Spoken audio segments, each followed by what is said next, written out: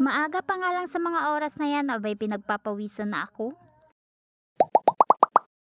Dadalhin nga pala namin ng vet itong dalawang cutie patuti namin. Ngayong araw din kasi yung schedule ng kanilang bakuna. Malapit lang din naman yung vet dito sa amin, kaya naman nagmotor na lang kami ni asawa. Aga pa din naman kasi sa mga oras na yan, kaya hindi pa masyadong mainit. Agahan talaga namin ni asawa yung pagpunta ng vet para nga hindi masyadong mainit. And after lang ng mga ilang minuto ay nakadating na nga kami dito sa may vet. Dito nga namin madalas dinadala yung mga alaga naming babies. Subok na din naman talaga namin kasi dito kay Doc Ann. Tay, nalipot ko bagay butang ni Doc Ann.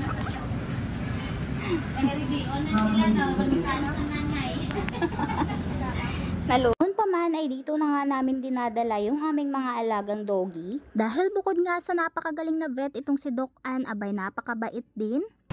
Nan, mo ka namin sa posisyon naman. Ay, pwede na ka namin sa posisyon naman. Ay, okay. Oh, very good. Langit. Very good. Git kami. Behave lang git kami. Namin na siya. There, oh.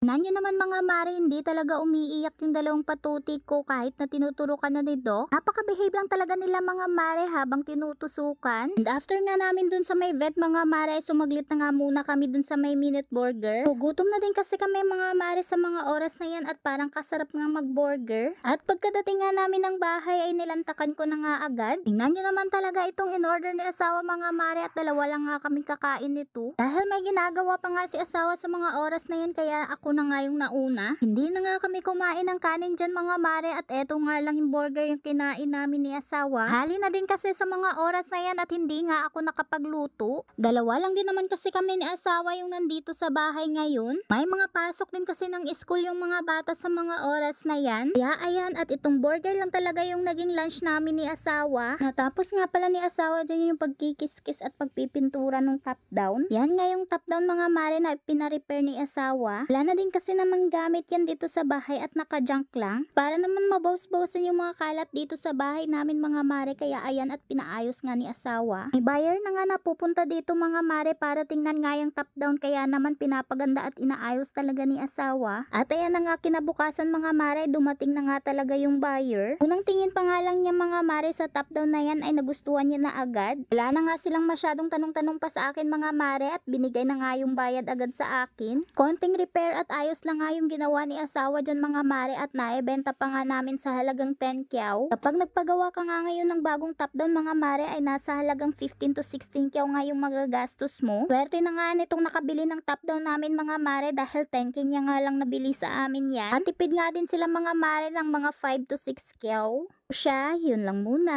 Bye!